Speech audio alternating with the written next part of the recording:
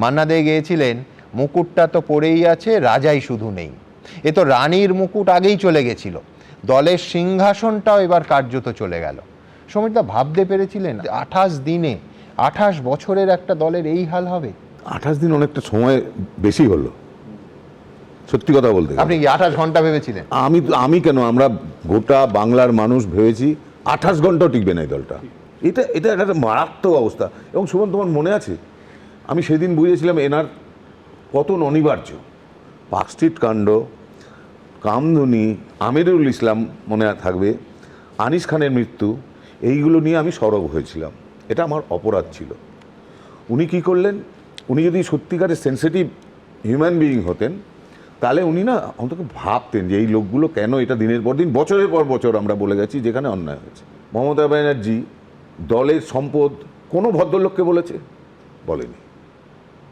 তুমি মমতা ব্যানার্জি যাদেরকে দলের সম্পদ বলেছে সব কটা অ্যান্টি সোশ্যাল। আর এটা আমরা কেউ বিশ্বাস করি না, যারা এই 60 জন অন্যভাবে গেছেন তারা কেউ ধোয়া তুলসী পাতা, এটা বাংলার মানুষ বিশ্বাস করে না, একদম বিশ্বাস করে না।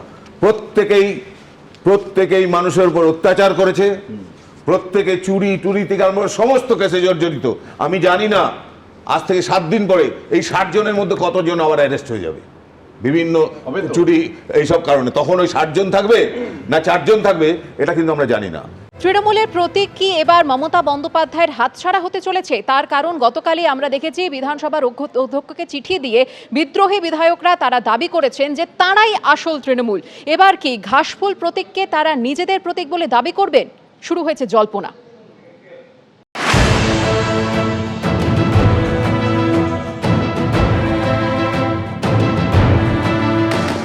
যে দলটা সাইনবোর্ড হয়ে যাবে, এই দলটা ভেঙে টুকরো টুকরো হয়ে যাবে, সাইনবোর্ড হয়ে যাবে। সরকার গেছে, ক্ষমতা গেছে, চেয়ার গেছে, এবার কি প্রতীকের পালা? তৃণমূলের প্রতীক মমতা বন্দ্যোপাধ্যায়ের বেহাত হওয়া কি স্রেফ সময়ের অপেক্ষা? রাজ্য রাজনীতিতে তোলপাড়ের মধ্যে এখন সবথেকে বড় প্রশ্ন এটাই। দলের রাশ ইতিমধ্যে মমতা বন্দ্যোপাধ্যায়ের হাতের বাইরে বেরিয়ে গেছে। তৃণমূলের প্রতীকে জয়ী 80 জনের মধ্যে 60 জনই এখন বিদ্রোহী।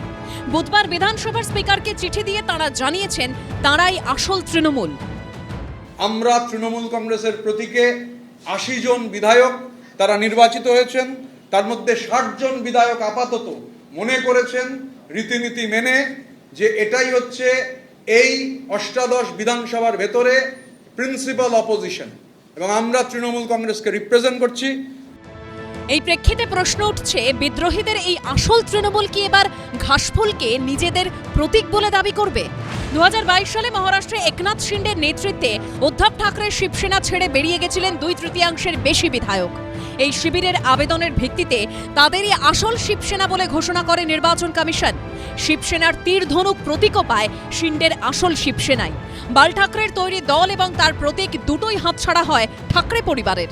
একইভাবে অজিত পাওয়ার অধিকাংশ বিধায়ককে নিয়ে দল ছাড়ায় দলের নাম এবং প্রতীক হারিয়েছিলেন মারাঠা স্ট্রংম্যান শরদ পাওয়ার। এবার এ রাজ্যেও কি তেমনটাই হতে পারে? এখানে যদি দুটি গোষ্ঠীর দাবি থাকে তাহলে সংখ্যাগরিষ্ঠ যে গোষ্ঠী তার কাছে দলীয় যে প্রতীক সেই প্রতীক চলে যাবে।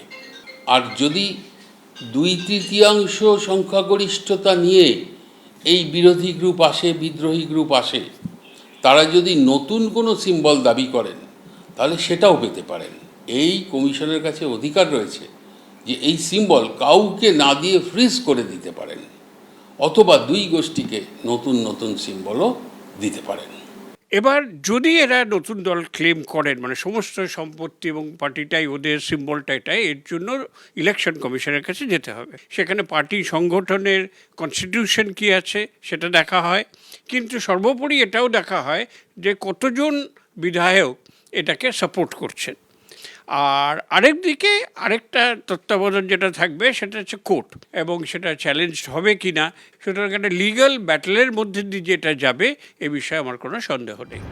আবার 1977 সালের নির্বাচনে কংগ্রেসের ভরাডুবির পর ইন্দিরা গান্ধী নতুন দল তৈরি করে নির্বাচন কমিশনের কাছে গাই বাছুর প্রতীক চেয়ে আবেদন করেন, কিন্তু নির্বাচন কমিশন সেই প্রতীক আর কাউকেই দেয়নি।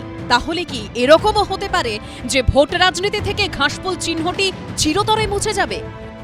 মাননীয় স্পিকার যদি তাদেরকে রেকগনিশন দিয়ে দেয়, as a leader of the opposition, এবং তারা যদি ইলেকশন কমিশনকে তাদের দাবিপত্র প্লেস করে দেখিয়ে দিতে পারে যে ম্যাক্সিমাম এমএলএস আজ তাদের সাথে আছে, আলটিমেটলি যদি এটা দেখিয়ে দেওয়া যায় তাহলে কিন্তু সিম্বলটা কিন্তু এরাই পাবে।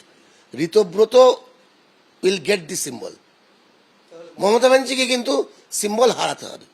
প্রতীক চিহ্ন জোড়াফুল কিন্তু আর মমতা বন্দ্যোপাধ্যায়ের থাকবে না, এটা আমি বলে দিতে পারি। মমতা বন্দ্যোপাধ্যায় ও অভিষেক বন্দ্যোপাধ্যায়ের রাজনৈতিক ভবিষ্যৎ নিয়ে এখন জোর জল্পনা, আর সেই সঙ্গে জোড়াফুল প্রতীকের ভবিষ্যৎ নিয়েও প্রশ্নের শেষ নেই। সন্দীপ সরকার ও সৌভিক মজুমদারের রিপোর্ট, এবিপি আনন্দ। এবিপি আনন্দ, এগিয়ে থাকে, এগিয়ে রাখে।